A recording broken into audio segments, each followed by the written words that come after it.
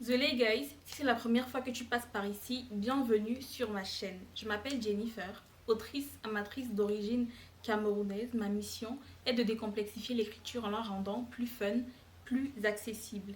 Okay, let's go.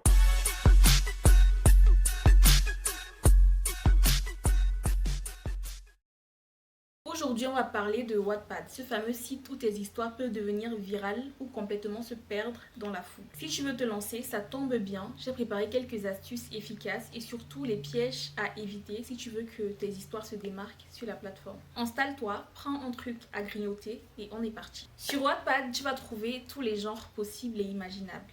De la romance sucrée au thriller sanglant, en passant par les fanfictions ou même les vampires sexy. Il y a vraiment de tout. Mais si tu veux te démarquer, il ne faut pas partir dans tous les sens. Il te faut bien choisir ton genre et avoir un public cible clair en tête. Pourquoi?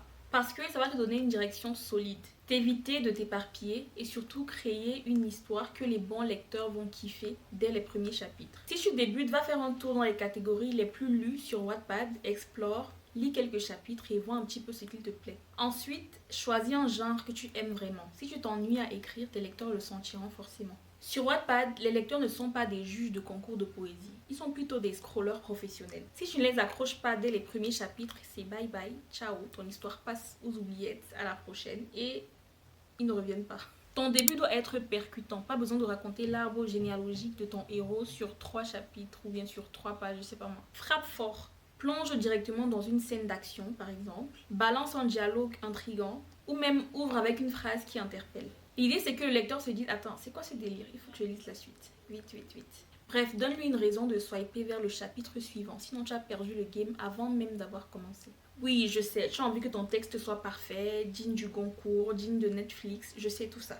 Mais sur Wattpad, je le sais parce que j'ai aussi beaucoup lu, ce qui marche, ce n'est pas la perfection, mais la régularité. Il vaut mieux publier des chapitres imparfaits, mais réguliers, que d'attendre de sortir un chef-d'œuvre après plusieurs mois. Un chef-d'œuvre que personne n'a même encore jamais lu. Pourquoi? Parce que les lecteurs aiment un rythme suivi. Et le fait de revenir chaque semaine et de se dire ok, nouveau chapitre, super. Et toi, tu auras des retours, des likes, des commentaires, de la motivation. Et crois-moi, ça aussi, ça fait avancer. L'astuce ici, c'est de trouver un rythme régulier et réaliste. Genre une fois par semaine, une fois toutes les 2 semaines. Mais surtout, préviens tes lecteurs. Crée de l'attente, un petit rendez-vous. Voilà, quotidien, journalier, hebdomadaire. C'est toi qui vois. N'oublie pas que tu pourras toujours corriger après. L'important, c'est de partager et d'avancer. Ton histoire, c'est bien, mais ton lien avec les lecteurs, c'est encore mieux. Sur Wattpad, les gens viennent lire, mais aussi échanger. Ils veulent se sentir remerciés, écoutés, inclus. Alors prends le temps de répondre aux commentaires, même juste un petit merci. Ça a l'air de rien, mais c'est très important. Un lecteur qui se sent vu, c'est un lecteur qui revient, généralement. Tu peux aussi poser des questions en fin de chapitre pour créer l'interaction. À votre avis, que va-t-il se passer ensuite? C'est qui votre personnage préféré jusque-là? Quelle scène vous a fait réagir jusqu'ici? Tu crées de l'interaction, du débat, mais surtout une petite communauté autour de ton histoire. Et ça, c'est carrément stylé. Oui, on adore une bonne vieille histoire d'amour impossible ou un héros qui cherche la vérité, mais les lecteurs en ont vu et revu. Donc fais attention aux clichés trop recyclés. Ce qui va te démarquer, ce n'est pas forcément l'idée de base, hein, mais la façon de raconter. Tu peux même prendre un cliché et en faire quelque chose d'unique, de différent, de spécial. Tu veux faire un triangle amoureux, ok, pourquoi pas le faire dans l'espace? Tu veux créer un polar, pourquoi pas des ados qui enquêtent dans leurs idées, version Scooby-Doo mix Riverdale, je ne sais pas. L'originalité même subtile, c'est ce qui fera que ton histoire ne passera pas inaperçue. Avec toutes ces astuces, tu as maintenant un vrai kit de survie pour Wattpad. Mais attention, je te rappelle que Wattpad, c'est une communauté qui se veut safe. Il y a des règles qu'il faut et que tu dois respecter. Donc prends bien le temps de lire les conditions d'utilisation, etc.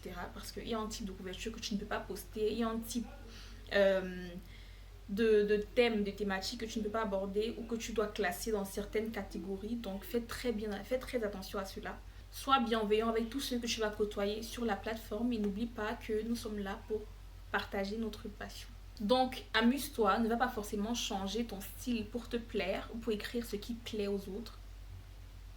Non, attends, qu'est-ce que je raconte? Ne va pas changer ton style pour plaire aux autres. Si c'est pour te plaire à toi-même, tant mieux. En fait, tu fais ce que tu veux, tu vois. Mais ne change pas pour plaire à quelqu'un d'autre ou pour que les autres ou parce que tu as l'impression en fait que c'est ce que les autres attendent de toi, ou c'est ce que les autres veulent de toi. L'important c'est de t'amuser en fait, c'est de te lâcher, de d'écrire comme toi tu as envie d'écrire. Dis-moi en commentaire si tu écris ou lis sur Wattpad ou si tu comptes y mettre. Vu que j'y suis en tant que lectrice et écrivaine également, si tu écris dessus, partage-moi tes livres.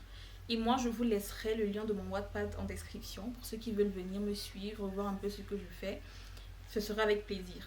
Et je serai également content de pouvoir lire ce que vous écrivez sur la plateforme. Donc n'hésitez vraiment pas à lâcher tous euh, vos pseudos. Voilà. Et bien sûr, abonne-toi pour encore plus de conseils d'écriture et d'astuces autour de l'écriture. À très vite pour un nouveau DAJ, beaucoup plus long, plus croustillant, j'espère. Allez, bisous, à vendredi prochain.